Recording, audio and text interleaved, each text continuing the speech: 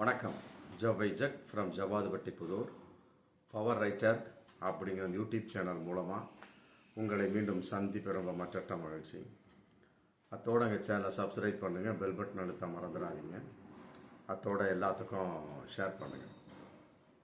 அதாவது இசை புயல் ஏஆர் ரஹ்மான், ஆஸ்கர் நாயகன், தெரிஞ்ச கதை தானே. அவங்களுடைய மனைவியும் அவர் 2 பேரும் விவாகரத்தை நோக்கி சென்று கொண்டிருக்கிறார்கள். இன்னும் விவாகரத்து ஆகிவிட்டதா என்பது தெரியவில்லை. இருந்தாலும் இடையில மனம் திறக்காத ஒரு நிலையில் ஏஆர் ரஹ்மான் போன மாதம் கூட திடீரென்று உடல்நலம் சரியில்லைன்னு சொல்லி போட்டு ஒரு அட்மிட்டட். காரணம் இஸ்லாமிய நோன்பு வைத்ததின் ஒரு விளைவு. மற்றபடி சரியாக போயிட்டாரு. மற்றபடி அதுக்கு முன்னால் கூட பலவிதமான பேட்டிகள் இருந்தாலுமே கூட என்ன காரணம் என்பதை தன்னுடைய மனைவியின் விவாகரத்தின் காரணத்தை இன்னைக்கு வரைக்கும் ஏஆர் ரஹ்மான் சொல்லவே இல்லை. இருந்தாலும் இன்னைக்கு மனம் திறந்த ஒரு பேட்டியாக பேசியிருக்கார். அதாவது என்ன சொல்லியிருக்காருன்னா, எங்களை பற்றி பல பேர் பலவிதமாக பேசத்தான் செய்வாங்க. பணக்காரர்களும் யாராக இருந்தாலும் சரி, மற்றபடி கடவுளாக இருந்தாலும் சரி, எல்லோரையும் விமர்சிக்கத்தான் செய்வார்கள். மற்றபடி எங்களுக்குள் எனக்கும் சாய்ரா பானுக்கும் யாருக்கும் ஈகோ கிடையாது, அகம்பாவம் கிடையாது. அதே நேரத்தில் எங்களை விமர்சிப்பவர்களுக்கும் குடும்பம் உண்டு, எல்லாருக்கும் அக்கா தங்கச்சிலாம் உண்டு. என்னை பற்றி யார் பேசுகிறாங்களோ அவங்க குடும்பத்தை பற்றி இன்னொருத்தவங்க இன்னொரு இடத்துல பேசிகிட்டு இருப்பாங்க அப்படின்னு சொல்லிட்டு, நாங்கள்லாம் இந்தியர்கள், நாங்கள் கர்மாவை நம்பக்கூடியவர்கள் அப்படின்னு போட்டு சொல்கிறாரு. அப்புறம் மற்றபடி 30 வருடமாக நாங்கள் வாழ்ந்து கொண்டிருந்தோம். 30 வருடம் பூர்த்தி ஆகும் என்று நினைத்தோம், பூர்த்தி ஆகவில்லை.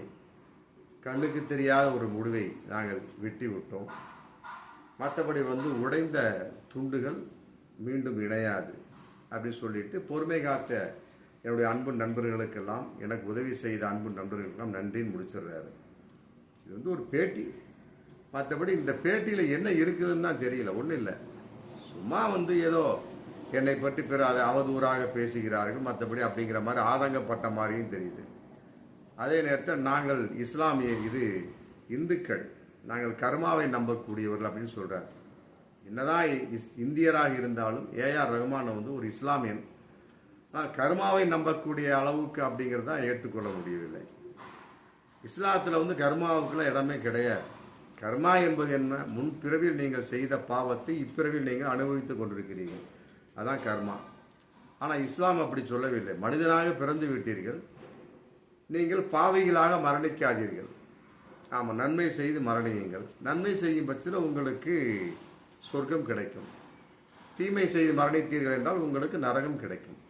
அதாவது மனித வாழ்வு நடந்து கொண்டிருக்கிறது. இதன் வெளிப்பாடு பிறகுதான் தெரியும். ஆனால் கர்மா இந்து மத சாஸ்திரத்தின் அடிப்படையில் அப்படி கிடையாது. இதற்கு முன்னால் நீங்கள் வாழ்ந்த வாழ்க்கையின் வெளிப்பாடு, அதனுடைய பாவ புண்ணியம் தான் இந்த ஜென்மத்தில் நீங்கள் அனுபவிக்கிறீங்க மனிதனாக. அது நேர் உல்டா. கர்மா என்பது நேர் உல்டா. அதனுடைய நேர் உல்டா இஸ்லாம். அப்போ இரண்டுமே எதிரும் புதிரான ஒரு விஷயம். ஆனால் ஏஆர் ரஹ்மான் இந்த இடத்துல கர்மாவை பற்றி பேசியிருக்கின்றார். இத்தனைக்கும் அவர் இந்தியனாக இருந்தால் இஸ்லாமியன் என்பதை அவருக்கு தெரியும், தெரியாமலா இல்லை. இருந்தால் நம்பிக்கையின் வெளிப்பாடாக பேசிவிட்டால் ஏன் இப்படி பேசுகிறார்கள் தெரியல. அதே நேரத்தில் அடுத்தவங்களே எங்களை பற்றி பேசிகிட்டு இருக்காங்க அப்படின்னு அவர் காதுக்கு வந்திருக்கும் போல இருக்கு. அதனால் இந்த பேட்டியை கொடுத்தாரா, மற்றபடி என்ன விளைவு அப்படிங்கிறது இதில் தெரியும். இந்த பேட்டியில் எந்த ஒரு உண்மையுமே இல்லை இன்னைக்கு வரைக்குமே. சரி, அவர் சாய்ரா பானுவுக்கும் அவருக்கும் நடந்த விவாகரத்துக்கு என்ன காரணமே தெரியல. அந்த அம்மாவை கேட்டால் சொல்கிறாங்க, எனக்கு உடம்பு சரியவில்லை, அதனால் நான் ஏஆர் ரஹ்மான விவாகரத்து செய்கிறேன்னு. இல்லை, மனைவிக்கு உடல்நலம் சரியில்லை அப்படின்னா விவாகரத்து செய்து விட முடியுமா? மனைவிக்கு உடல்நலம் சரியில்லைனாத்த கணவன் பக்கத்தில் இருந்து பரிவிடைகள் மற்றபடி எல்லா பணிவிடைகள்லாம் செய்து அவரை காப்பாற்ற வேண்டும். இப்பயே சமீபத்தில் கூட ஏஆர் ரஹ்மான் கூட உடல்நலம் சரியில்லாமல் தான் இருந்தார் போன மாதம். இப்போ அவர் சாய்ரா பானுவை விவாகரத்து செய்து விட்டாரா? இல்லையே. இல்லை, சாய்ரா பானுனுடைய ஒரு விஷயம் என்ன, ஏன் அவ்வாறு பேட்டி கொடுத்தார்? அதே நேரத்தில் இன்னொருத்தையும் ஆதங்கமாக சொல்கிறார், ஆமாம் அது பணக்காரராகட்டும் கடவுளாகட்டும் பப்ளிக்காக இருக்கக்கூடிய சமயத்தை எல்லாரும் தான் விமர்சிப்பாங்க, விமர்சிப்பாங்க தான், அது எல்லாருக்கும் தெரிந்த விஷயம்தான். பட் இருந்தாலுமே கூட பப்ளிக்காக சொல்லக்கூடிய வகையில் அப்புறம் எல்லோரும் காதில் விழுகத்தானே செய்யும். ஒரு விஷயம் அப்படின்னா மறைமுகமாக போயிட்டாங்க அப்படின்னா முடிஞ்சு போச்சு. எதற்காக சாய்ராபான்னு வக்கீலை வச்சு ஒரு அறிக்கையாக வெளியிட வேண்டும் அப்படிங்கிற ஒரு பப்ளிக் இருக்குல்ல. எல்லார் வீட்லையும் எல்லாம் நடக்கத்தான் செய்யுது. எல்லாமே பத்திரிகையில் வந்து விடுவதில்லை. ஒரு விவாகரத்தாகட்டும், ஒரு கல்யாணம் ஆகட்டும், இது ஒரு பப்ளிக்கான விஷயமா இருந்தால் பத்திரிகையில் வருதா இல்லையா? 10 பேர்த்துக்கு தெரியக்கூடிய சூழல்னா அது என்ன காரணம்? அது அவர்களுக்கு ஒரு உடன்பாடு உண்டு. இருந்தாலுமே கூட வருவதற்கு என்ன காரணம்? பப்ளிக்கான விஷயங்களும் அவங்க வெளியிடுறாங்க. இதே வந்து ரோட்டில் போயிட்டு அப்பன் சுப்பன் அவருடைய கல்யாணமும் விவாகரத்தை பத்திரிகைக்காரங்க வெளியிட மாட்டாங்க. வெளியிட்டாலும் அதனால அடிப்படையில் எந்த ஒரு பிரயோஜனமும் கிடையாது. படித்தாலுமே கூட வாசகர்கள் என்னன்னு தெரியாது. ஏஆர் ரஹ்மான்னா தெரியும், சாய்ராபான்னா தெரியும். அதனால வந்து பப்ளிக்காக வரக்கூடிய சமயத்தில் 10 பேர் பேசத்தான் செய்வான். நீங்கள் உங்களுக்குள்ளேயே அந்த விவாகரத்தை வச்சுக்கிட்டீங்க அப்படின்னா யாரும் பேச மாட்டாங்க. ஏஆர் ரஹ்மானுக்கு நான் சொல்லிக் கொள்வது இந்த வீடியோ மூலமாக, உங்களுக்குள்ளேயே நீங்கள் வச்சுக்கிட்டீங்க வைங்களா, அவன் கேட்டால் அதெல்லாம் ஒன்றும் இல்லைங்க அப்படின்னு போயிட்டே இருக்க வேண்டியதான். பல பேர் பல விதமாக பேசத்தான் செய்யறதுக்கு காரணம் என்னன்னா பப்ளிக்காக வந்துட்டனால தானே.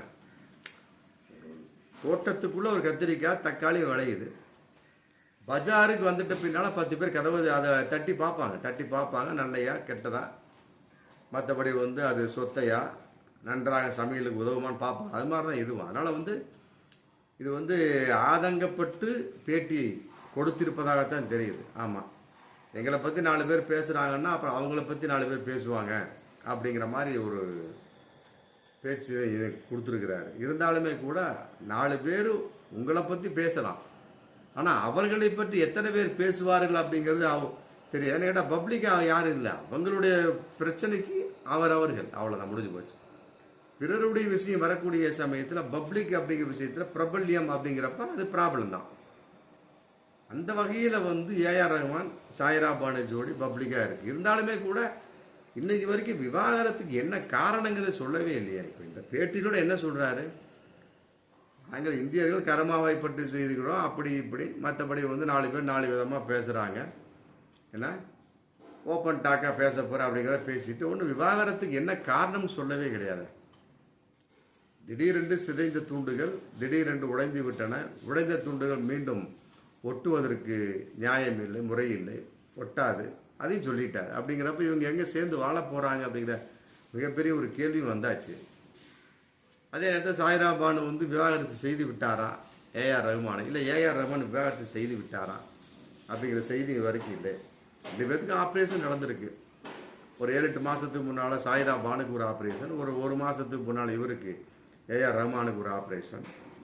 2 பேர் நலமாக இருக்கலாம், இருந்து கொண்டு இருக்கலாம், இறைவனுடைய ஆணை. இருந்தாலுமே கூட விவாகரத்துக்கு என்ன காரணம் அதை வந்து ஓப்பனாக இன்னைக்கு சொல்லப்படவே இல்லை.